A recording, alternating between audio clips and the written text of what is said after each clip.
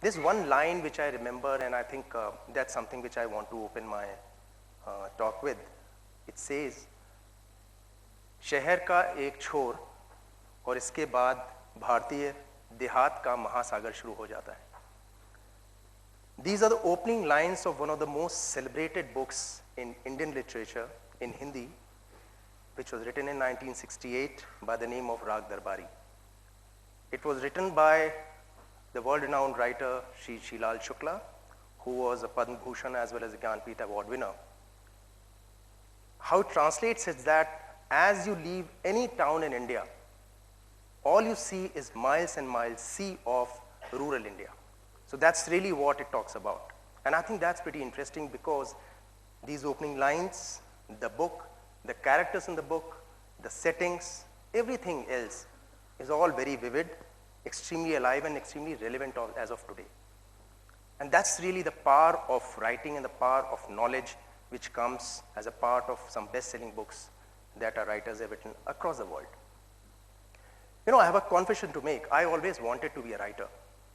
I mean, since my school days, I wanted to be a writer. But I really don't know what happened.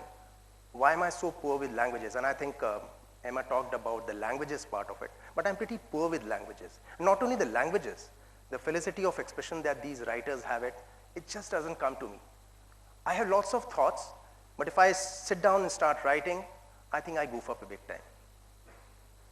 I think the answer is also very apparent to me. It is just not about the creativity, imagination which comes as part of being a writer, but I think it is equally important that it has to be simple. And you need to have an evolved faculty to grasp things, not only grasp things, but also deep down, dive deep into those particular, grasping things and make some sense out of it. And I think that's very important. So on that particular note and with the same intentions, almost about 15 years back, I asked Shri Shilal Shukla, this writer, who happened to be my father's elder brother, how do you write so well? How do you manage to write such a focused and such a brilliant language? Any reader, any part of the world, because that book has been translated to almost about 15 languages across the world, everybody just identifies and kind of relates to it. How do you manage to do that? And I was expecting some quick tips from him as to be a writer, but he smiled back and he inquired from me how good or how bad I was as a person. That was the first point he asked me. Second, how good or how bad I was in observing life around me, people around me, my friends around me. And not only that, how good is my memory? And the last point he said was, if you have a good memory or a bad memory, are you able to connect the dots, things that you see? Honestly, I understood 50% of it. I didn't understand the complete analysis of whatever he was talking about. But after spending almost about 20 years in the social sector as well as in the brand communication, I think those words echo in my head. Why? Because I think in my day-to-day work, and all of us would have experienced, half the battle is won if you really understand who you're going to talk to. Because if you know that, then obviously all the language, the words, the felicity of expression, whole lot of things just starts coming together on its own. And I think in the morning, Anand also mentioned something related to the subconscious mind. It just comes together. So I think that's the brilliance of the entire thing. Now the entire thing of observations and insight is really what I want to talk about today to you, because observations and insight in any space that you work in or you're going to work in have the immense power to change. Again, as I said, it in any space. And what's very wonderful about the entire thing, because we are at TEDx and we are talking about beyond conformity, the theme of beyond conformity actually underpins the notion of observation and insights. Because if you're not ready to take on the word, if you're not ready to unlearn what you've been taught, if you're not ready to cross this Lakshman Rekha, as people say, if you're not ready to denounce something, the stated myths, you'll never be able to go beyond conformity. That's really what the essence of the entire thing. And I think all memories essentially that we go through start with what we perceive. And to perceive, I think why this is very important for all of us to understand is because somewhere I feel that our minds are not, the brains are not made to record the world. They are there so that we can make sense of the world. So if that is a thing, It's like a comparison between a camera, because camera takes snapshots of a whole lot of things around us, but the mind is a funny place, or the brain is a funny place.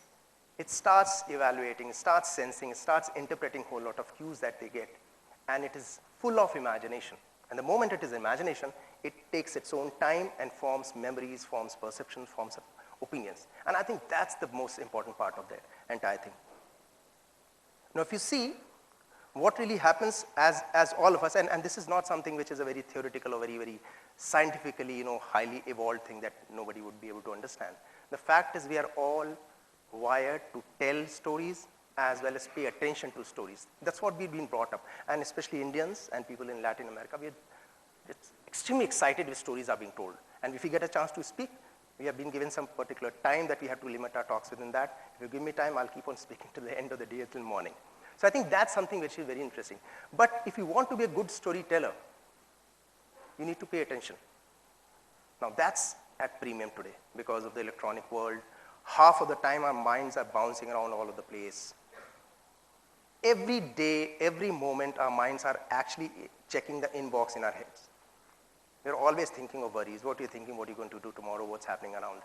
So I think that's the premium thing. But I think it's equally important for us to understand that, as Swamiji said, that we need to calm down. More than that, we need to see things happening around us. Don't worry about the fact that you will not remember those things. The fact is, see those things in a studied manner. And I think that's really the essence of observations and the insights. There are two examples I would want to share with you. And as I said initially, it is all about observation and insights. I don't think I have any bright idea or a great innovation that I can share with you. But I have always believed in the fact, and as I hear so many brilliant speakers and so many things being talked about, and TED as a platform is amazing in that sense, is at the same time, all of us should keep in mind what we have gone through, what we are leaving behind. And I think there are some human universal truths of observation, insights that we need to keep in mind. Because if you keep all those things in mind, trust your own judgment, trust your own visions. All the ideas that our speakers have been talking about, they will just come alive. And I think that's very important. So there are two examples I would want to share with you, which I have been part of, and very small observations which we were able to see in the field and actually get it implemented. And the enormity of those implementation is proven because those campaigns actually went on to become very huge campaigns.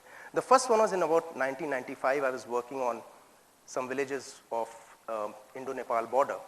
The whole program was related to water and sanitation. The idea was to install water assets, water hand pumps in the villages. And as social scientists at that point of time, our job was to ensure that we get the best sites where the water hand pumps are installed in the villages. And whenever we used to go with the government machinery, with a set of social scientists, engineers to the villages, a whole lot of people used to crowd us and say, okay, this is the place where the water hand pump should be installed in the village. And invariably, the people who were trying to influence us were all men. Now, we all know that majority of water usage in villages, and not only villages, but also even in urban India, is done by women. So if that is a fact, women should be deciding where the water pumps have to come up. But that was never the case. And every time we used to kind of move towards a group of women to ask them where should the water pumps should be installed, somewhere or other we were pushed back. The sarpanches, the headmen, the youth, everybody used to push back because they knew that women would be taking a different point of view altogether. What we thought was, as this water selection sites were being done, some of us should stand away from the entire crowd and just observe, just see. And one of the things, revelation which happened was, we saw that in that particular village, every time a woman came out of their house from the small hamlets, they used to go to a particular place in a village. They used to go there, start chatting, talk. It was a kind of a place, a platform where they used to mingle a lot. And now we realized that that is a place where the women frequent more. That is a place where women are very comfortable to go with, even if it is an early morning or late in the night. They'll be able to go there and actually, be there. So what we did was, we told the women that can we install the pump there? And unanimously they agreed and they said, wonderful, because they never expected that the pump would be installed there. And that actually happened. Now what it did to the entire program at that point of time in 1995 was, the entire bilateral program, the norms were changed. Why? Because it said that until and unless the groups of women decide themselves where the pumps have to be installed, no pump would be involved. So states of Uttar Pradesh, Rajasthan, Andhra Pradesh, that particular norm was implemented. And a small observation which, it was just by chance, but it was worth doing it. So don't believe in the obvious, as we say. Always go beyond the uncharted territories. And I think there are plenty of opportunities. We always say, whenever the time would come, I would be able to, do that. I would be able to take chances and I'll go beyond the conformity, break the barriers. Time is here now. So the idea is you have to start doing it today. That's how it starts working. That's where the beyond conformity, point of view would come alive. The second example is related to a very dry district of India, extremely dry and extremely hot, which is Bikaner in Rajasthan. Again, we were working on a project where the farmers were the key, audiences, stakeholders, who were not getting water for the, dry lands, patches of farms that they used to have. And interestingly and ironically, Rajasthan, one of Asia's biggest irrigation canal, Indira Gandhi Canal, passes through that particular state. But the water is not available to the farmers. So what do we do about it? So we went to the engineers, we went to the entire set of audiences, government agencies, as well as the local, functionaries. We said, if the water is released in those particular huge canal, why is now the water reaching the fields? They said the biggest problem is there's a huge canal, and from the huge canal, small sub-canals go to the fields and take water. So whenever water is released after every fortnight, the water is released. When it goes to the smaller canals, the sand keeps flowing. It's a desert country. So the water canals get blocked, and there's only sand, so how can the water flow? So the farmers were facing it. Now we checked out what can we do about it. Nobody was giving solutions. One of the solutions which came up, which was a pretty expensive solution, we cover the entire landscape with stone slabs and cement it and whatnot. And that's an expensive proposition. Almost about a month, we kept on dragging our feet, saying that what can be the solution to provide water to the farmers. And interestingly, and we were talking to the farmers, the big farmers, the marginal farmers, and just by chance, we had stayed over in one of the villages. By chance, we were talking to one of the marginal, smallest farmer in that particular village, who had such a small piece of land, you'll get shocked, but he still wanted water. So I just casually asked him, look, this is a huge, huge challenge for us. What do we do about it? He said, it's a simple solution. I don't know why you guys are not getting it. What was the solution was? You just pick up bricks from wherever you can find, just lay it on the canals, and you'll find solutions. And who's going to do it?